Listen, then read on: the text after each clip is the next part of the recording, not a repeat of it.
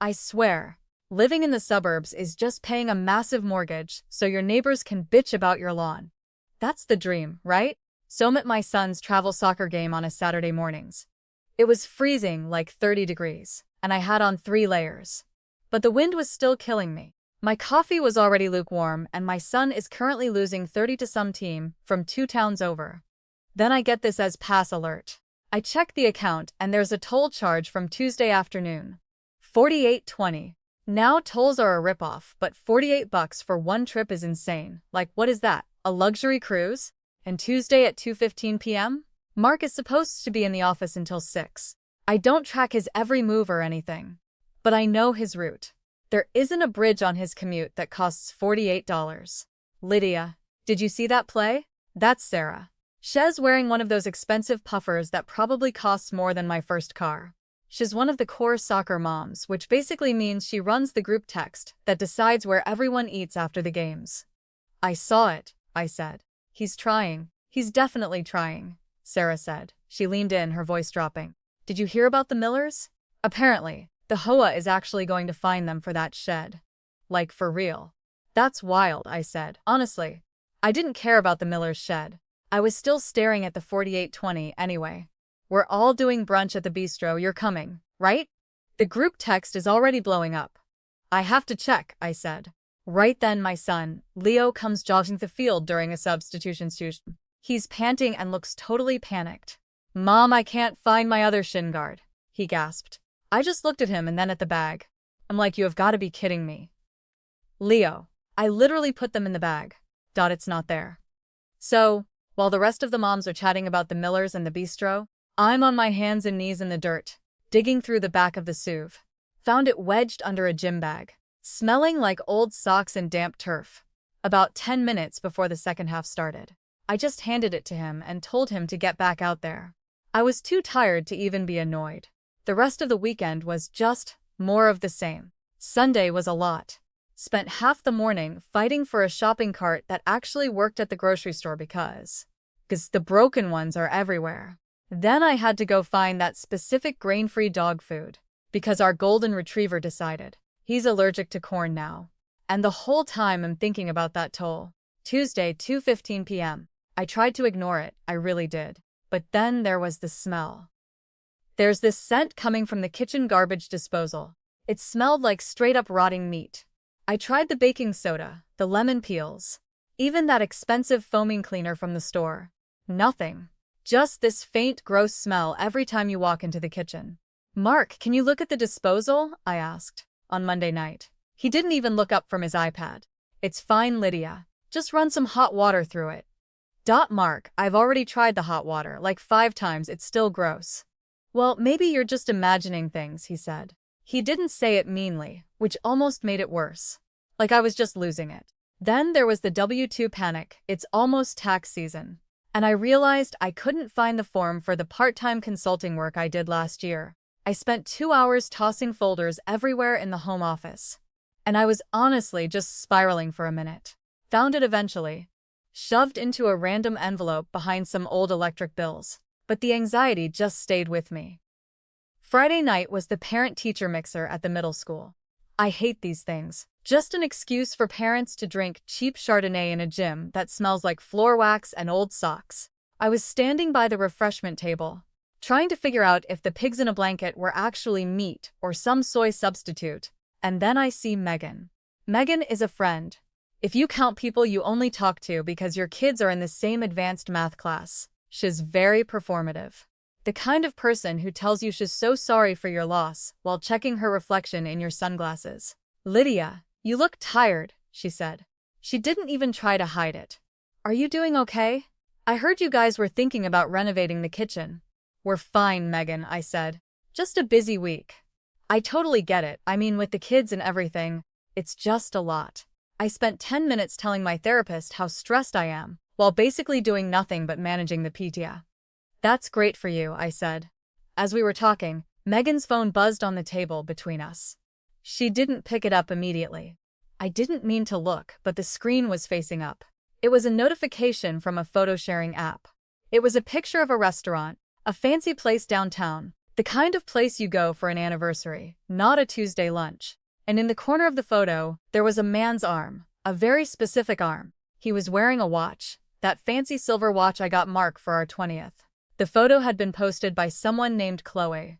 I don't know any Chloe. Megan finally grabbed her phone and swiped the notification away, smiling at me like we were best friends. Anyway, Megan said, I really have to go find the vice principal. He promised me a sneak peek at the new curriculum. She walked away, leaving me standing there with a lukewarm pigeon-a-blanket in my hand. I stood there for a minute for a long time, staring at the spot where her phone had been. I walked back to the car in the parking lot, sat in the driver's seat, and didn't even start the engine. Just sat there. Then I pulled out my phone and opened the ESPIS app again. 48:20, Tuesday, 2:15 p.m. I reached into the glove box, pulled out a wet wipe, and cleaned a smudge off the dashboard. I went back to the kitchen and dumped more of that foaming cleaner down the disposal. I stood there for a few minutes watching the bubbles, just hoping the smell of rotting meat would finally go away. It didn't, it just smelled like lemon-scented trash. Mark was in the living room, probably on his tablet again. I walked in and just stood there for a second, looking at him. You're home late, he said. He didn't even look up. The mixer went long, I told him. Megan was talking about the new curriculum. Right, great, he said. I didn't say anything back. I just watched him. I wanted to ask about the photo. I wanted to know who Chloe was, and why she was posting his watch at some restaurant downtown on a Tuesday. But I didn't. I just went into the laundry room and started folding towels. Like, obsessively. I couldn't stop my hands from shaking, so I just kept folding them over and over. I noticed one of the hand towels had a frayed edge. Whoa. The hell bought these? I specifically asked for the reinforced hems. The quality of everything is just plummeting these days. It's like companies think we're blind. The next morning, my phone kept buzzing. It was the soccer group chat. Sarah was trying to organize the carpool for the away game this Sunday. Wait, was it Sunday? No, it was Saturday. I stared at the screen for a while. I really didn't want to go. I didn't want to see Sarah or deal with Megan and that fakest thing she does. But if I didn't reply, people would notice. In the suburbs, if you don't answer a group text quickly, everyone assumes your life is falling apart. I put the phone face down on the counter. My screen protector is starting to peel at the edges, which is annoying, but I couldn't even deal with that. Around noon, there was a knock at the door. It was Jeff Trujillo. Hez, that neighbor who thinks Hez the unofficial mayor of the street, always checking in or trying to lend me a power tool I don't need. He had a golf shirt on and was holding a plate of store-bought lemon bars. Lydia, just thought to drop these off. Brenda made too many, Jeff said. Thanks, Jeff, I said.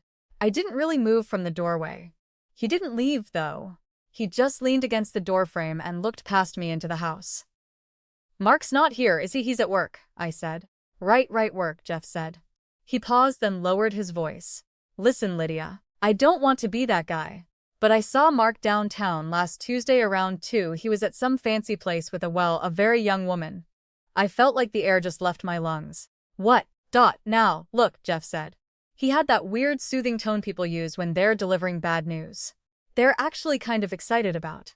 I'm sure it was just a business lunch or a client. But she was, affectionate. Just thought you should know, between friends, obviously. Between friends, I repeated. Exactly. I didn't want you to hear it from someone else. You know how the gossip gets around here. Once it starts, it's just gospel, Jeff said. He smiled, but his eyes were darting around like he was waiting to see if I was going to cry. Thanks, Jeff, I said. Anytime, truly. If you need anything, you mean anything at all, just call me. He left the bars on the table and walked away. I didn't move for 5 minutes. I stood there, smelling the artificial lemon scent of the bars, and to that lingering garbage smell drifting in from the kitchen. I wondered if the bars were even fresh. Store-bought lemon bars usually have that weird waxy aftertaste that sticks to the roof of your mouth for hours. It's honestly disgusting. I didn't say anything to Mark when he got home, not yet. I waited until he went to take a shower. Then I went into the home office and opened his desk drawer. It isn't locked. He's never locked it in 23 years. I found a receipt from a florist. Not the place I usually use, but some boutique in the city. It was for a seasonal arrangement and chocolates. 185, dated Tuesday. I took a photo of it, then I kept looking. I found a credit card statement tucked into a folder of old insurance papers. There were 3 charges for some high-end hotel, all on Tuesdays, all over the last 2 months. I sat down in his chair and just looked at the numbers. My head was spinning. I thought about the W-2 I'd spent 2 hours hunting for last week. The stress of the tax forms, the broken shopping carts, just the total exhaustion of making sure Leo had his shin guards for practice. I was doing everything. I was handling the dog's allergies, the soccer schedule, the house, the social calendar, and he was spending nearly $200 on flowers for a girl named Chloe. Then my phone buzzed again. The group chat. Megan. Just saw the cutest set of matching luggage. Thinking of getting them for our trip. Lydia, don't you think the navy is more classic than the teal? I deleted the message. I didn't reply. The next day was a nightmare. I had to go get the grain-free dog food. The store was packed because it was Saturday.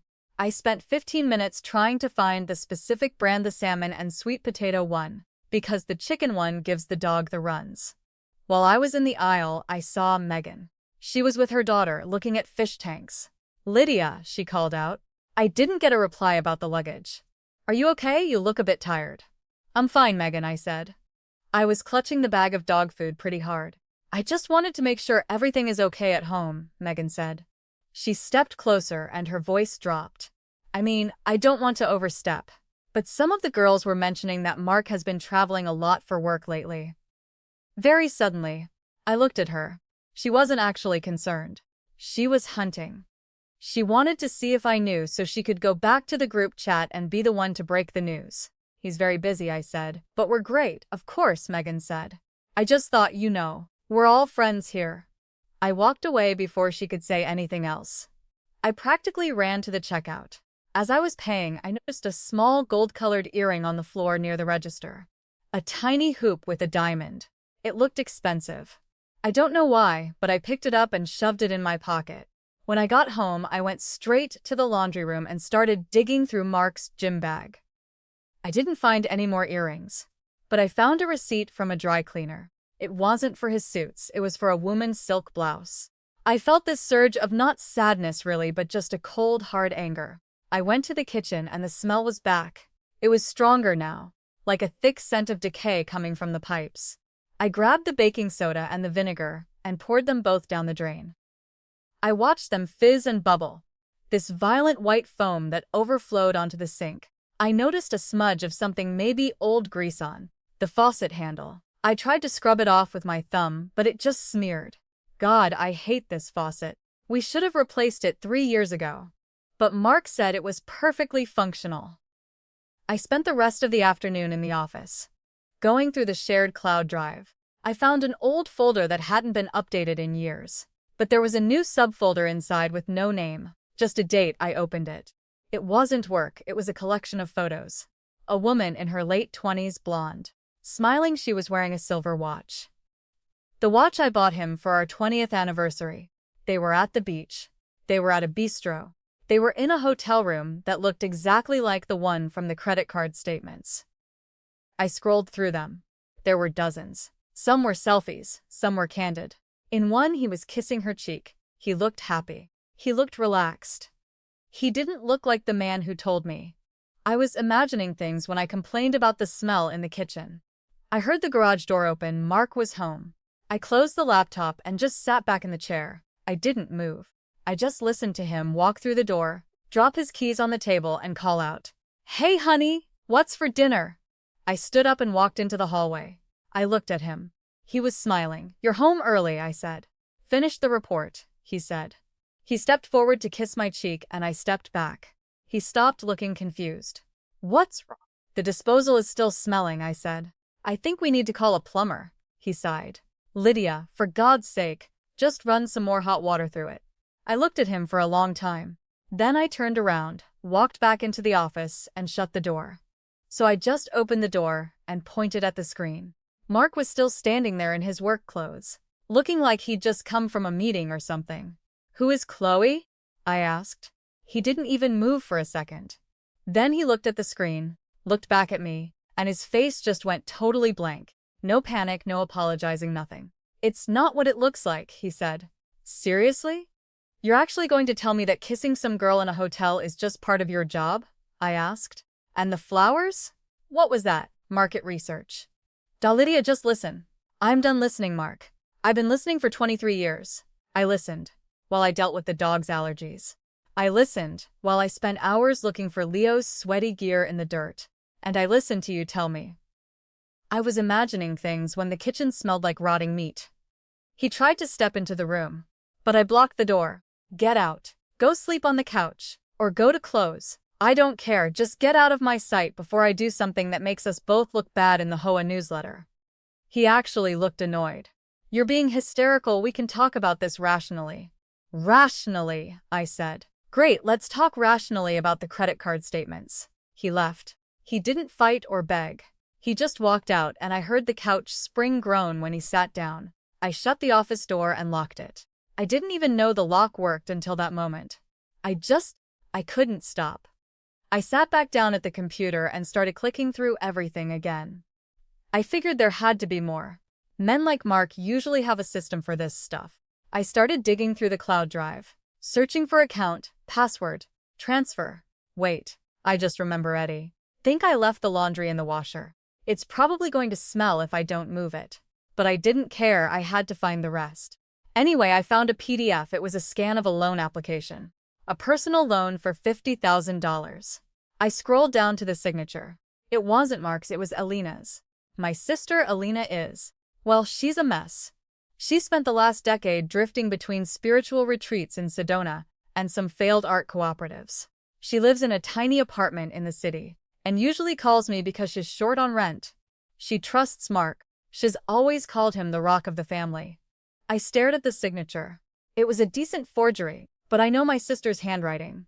She has this weird, messy way of writing her else.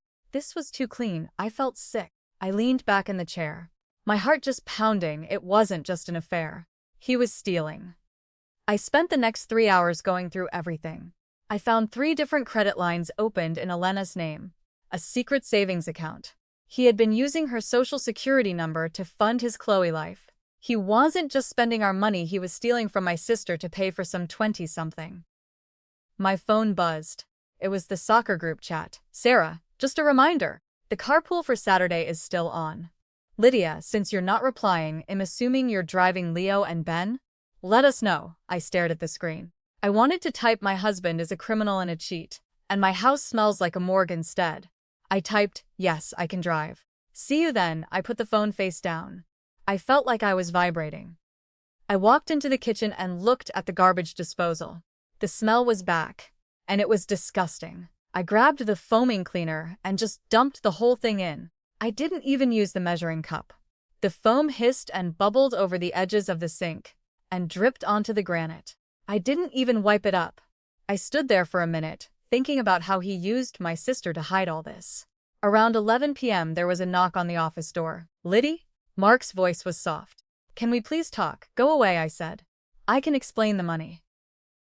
I was going to pay it back. I just needed a bridge to where?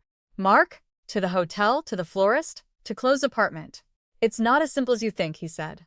I think it's incredibly simple. You stole my sister's identity, so you could play house with another woman, without me noticing the money leaving our accounts. How is that not simple? There was a long silence, then he said, You're not going to tell Alina, are you? I felt something go cold in my chest. He wasn't worried about her. He was worried about the fallout. Why wouldn't I tell her? She's the one whose credit is being ruined. Because she's unstable. Lydia, you know how she is. She'll spiral, she'll make a scene. It'll be a disaster for everyone. A disaster, I repeated. You're worried about a scene. You're unbelievable. I didn't open the door. I didn't say another word. I just sat there in the dark until I fell asleep in the office chair.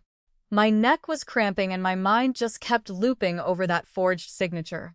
Monday morning was the real nightmare. I had to go to the grocery store. I hate going on Monday mornings because it's always a war zone. I spent 10 minutes fighting for a shopping cart that didn't have a locked wheel. I finally got one, but it kept veering sharply to the left, so I had to practically wrestle it through the produce aisle. I was reaching for a bag of spinach when I felt a hand on my shoulder. It was Megan again. Lydia. Oh my gosh, I was just thinking about you, she said. She had that concerned tone that just feels like a slap in the face. I heard well. I didn't hear, but I sensed that things might be a little tense at home. I'm fine, Megan, I said, shoving the spinach into the cart. Are you sure?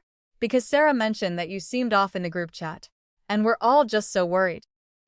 I mean, we've all been through things. My marriage had a rough patch a few years ago, and I just found that a weekend at a spa really helps clear the head.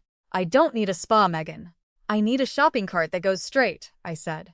She leaned in, scanning my face.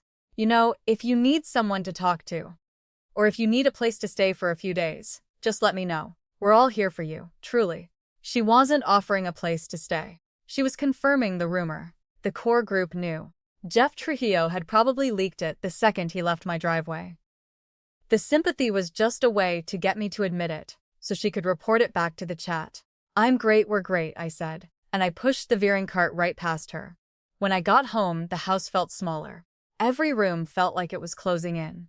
I went to the laundry room to start a load of towels and noticed a stray sockcone of Mark's black dress sock stuck to the side of the dryer. I picked it up and saw a small white smudge on the heel. I don't know why, but I started scrubbing it. I used my thumbnail, then I went to the sink and used a scrub brush. I scrubbed until the fabric started to fray. I was breathing hard, my chest tight. I felt like if I could just get that one smudge off the sock, everything would make sense. Then I remembered the W-2s. I'd found the one for my consulting work, but I hadn't filed the paperwork with the accountant yet. I went back into the office and started searching for the folder. I tossed papers everywhere. I knocked over a pen cup. I was just spiraling, thinking about a tax audit on top of everything else. I found the folder under a stack of old magazines. As I pulled it out, a piece of paper fluttered to the floor. It was a bank statement for an account. I didn't recognize it was Encina's name, but the address wasn't her apartment in the city. It was a P.O. box in our town. He had an account for her in our own zip code. He wasn't just using her identity for big loans, he had a local slush fund. I heard the front door open. Mark was home. I walked out into the hallway. He was carrying a bag of takeout Thai food, the kind we always get on Mondays. I got the pad thai you like, he said. Not looking at me. I'm not hungry, I said. Lydia, we have to resolve this. I can't keep sleeping on the couch. It's ridiculous. Ridiculous, I said. That's a funny word. Let's talk about the P.O. box, Mark. He stopped mid-stride. The bag of Thai food crinkled in his hand. He didn't deny it. He didn't even try to lie. He just stood there, his shoulders slumping. I was going to fix it, he whispered.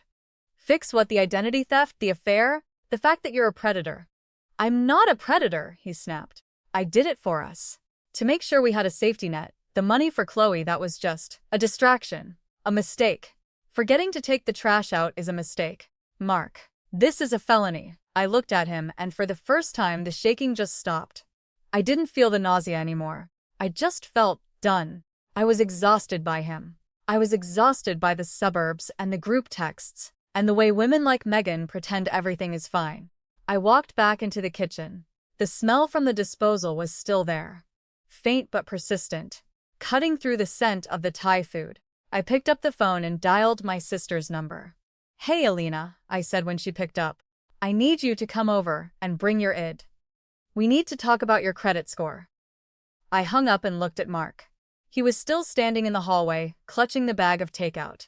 The food's getting cold, he said. I didn't answer. I just walked over to the sink, turned on the faucet, and watched the water swirl down the drain. I reached into the cabinet, pulled out the heavy-duty drain snake, and shoved it down the pipe with a loud, metallic clank. Alina pulled up in that beat-up Volvo of hers. The one that sounds like it's about to fall apart. And she basically tumbled out of the car. She was wearing some huge, oversized tunic and had a smudge of paint on her forehead. She didn't even say hi, just marched straight into the house looking totally frantic. Lydia, what is going on with my credit? She asked. I tried to buy new brushes at the art store and my card was declined. I know I have money in my account. Mark was still standing in the hallway. He did that thing with his voice that calmed down. I've got this tone that always annoyed me.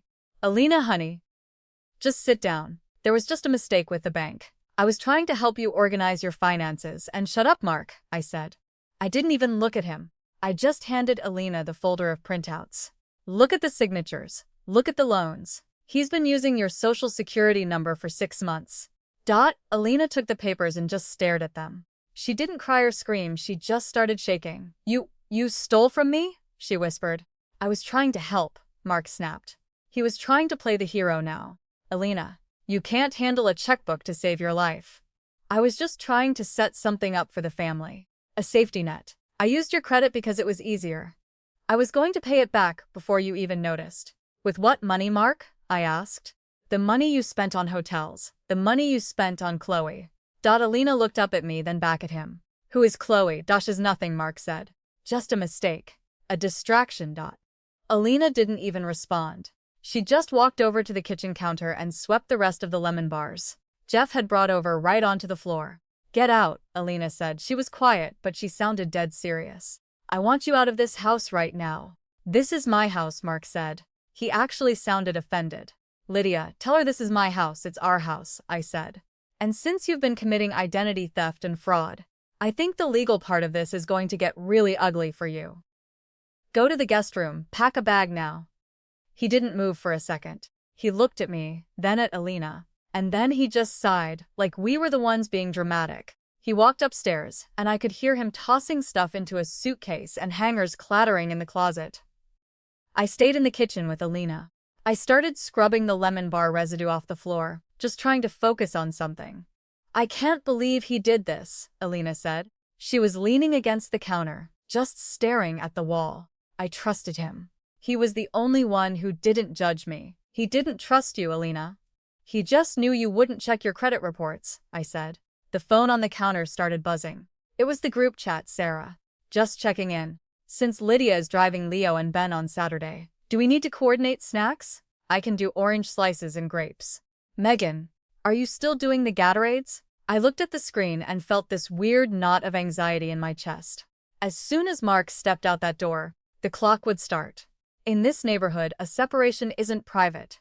It's basically a community event. Not answering that, I said. What? Alina asked. The soccer moms, I said. Not dealing with them. I didn't reply for 2 days. Tuesday was the worst. I had to go to the bank to move my money into a separate account. I'd already called a lawyer, a woman named Sandra, who does high-conflict divorces. She told me to document every single thing. I spent 4 hours that morning scanning receipts, bank statements, and photos of the hotel charges. While I was at the bank, I ran into Mrs. Gable. She lives 3 doors down and spends her whole day watching who parks in whose driveway. She had that look on her face, pretending to be sad, but her eyes were basically sparkling. Lydia, dear, she said, patting my arm. I was so sorry to hear about. Well, the trouble, we're all praying for you. Such a shame. Mark always seemed so steady. Thanks, Mrs. Gable, I said, and I just kept walking. Of course, now. I did hear that Hez staying at a hotel downtown. My nephew knows a lovely place if he needs a recommendation for something more permanent. I stopped and looked at her. He's not staying at a hotel. He's handling his affairs. Of course he is, she said, using that fake suburban voice. We just want what's best for the children and for you. Naturally, stud. I walked out of the bank feeling like I needed a shower. When I got home, the house was too quiet. Mark was gone, but his stuff was everywhere. I found a stray cufflink under the dresser and lint on the rug. I spent an hour vacuuming every single corner, just trying to get every trace of him out of the house. Then the group chat went nuclear. Megan, Lydia, honey, we're really worried you haven't replied in 48 hours. Sarah and I are coming over with dinner tonight. We'll be there at 6. Don't bother cleaning. We just want to support you. I stared at the message. They weren't coming to support me. They were coming to do a wellness check, so they could report back to the rest of the street. They wanted to see if I was crying, or if there were moving boxes. I sat on the couch and just stared at the wall. I was exhausted. Then I remembered the W-2s.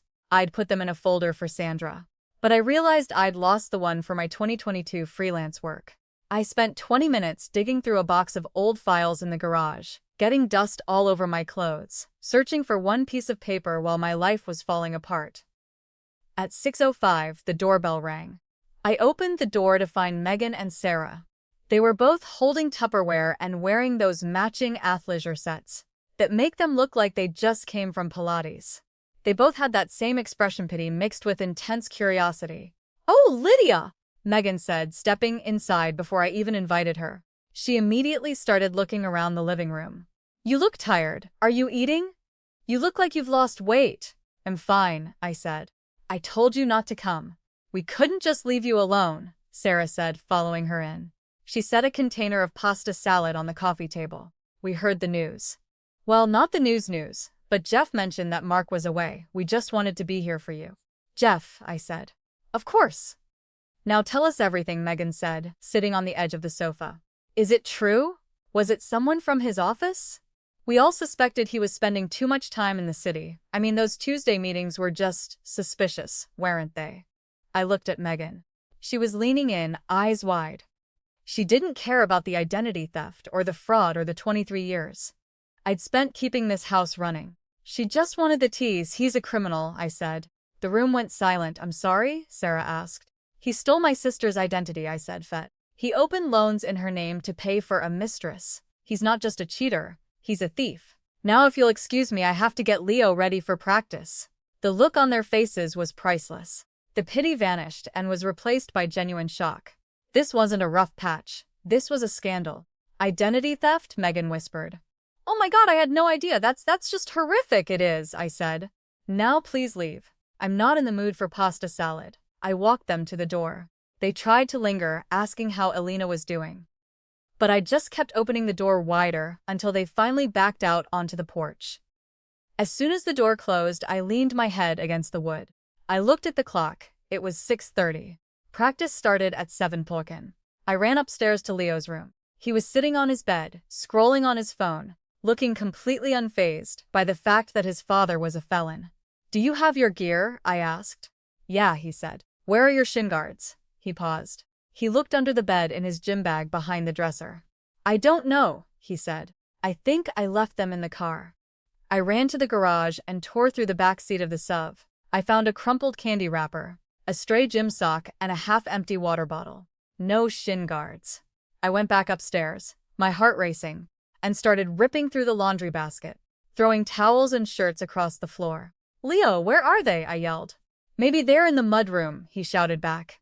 I sprinted to the mudroom and found them. They were shoved at the very back of a cubby, sweaty and smelling like old plastic and grass. I grabbed them, shoved them into his bag, and practically pushed him out the door. Go, now! I stood in the driveway and watched him drive away. I felt this weird shaking laugh bubble up in my throat. My husband was a criminal. My neighbors were vultures.